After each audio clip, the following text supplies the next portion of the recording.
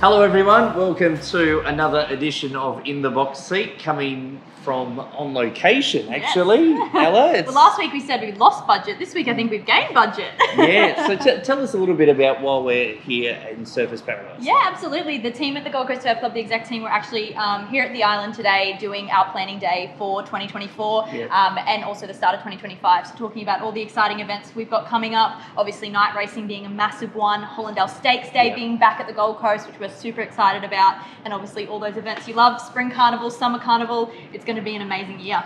Yeah, so we just sort of started to get going with the turf at the back end of last year after all the renovation work there. Yep. Now the lights are going through. The turf was terrific in the 3 meetings that we had. Obviously, a couple of renovations with the turf again after Millions, so that's why we're on the poly. But now everything's headed towards Jules Day, $2 million race day, which we can't wait for. Absolutely. One of our pinnacle races. Yep. And then next thing, before you know it, we're into the Winter Carnival, which Hollandale. It's crazy to think that we're already here.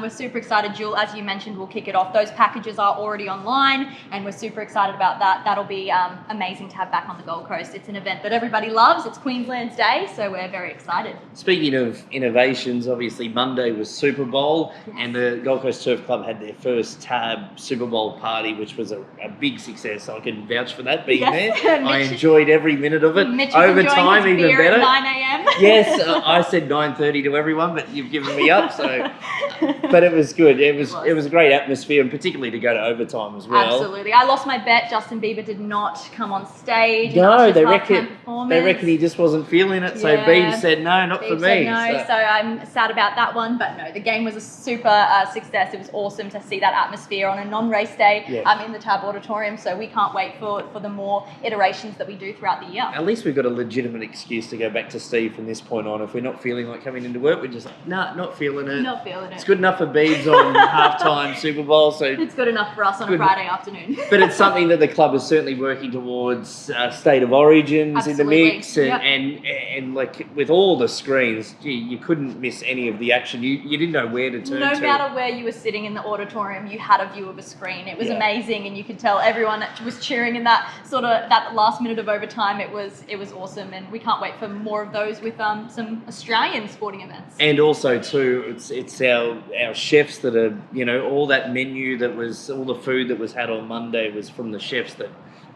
supplying Skyline Restaurant Gallery. So it's we're not talking sausage sizzle, we're talking next level hot dogs. They were gourmet. Gourmet. And the food was churning out all the time. So really looking forward to seeing where that could take off too, and the Tab brilliant sponsorship. They were there in force, and I certainly had a good day.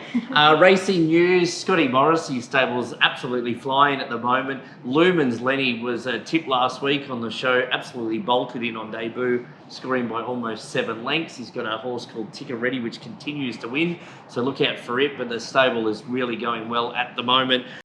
Another stable that's having good success at the moment and was able to win the $50,000 feature on Saturday at the Gold Coast on the poly track was Nicole Luke with Godra. Girish Gooman, he was able to weave through, duck through the gap, got up in the final stages of the race to win.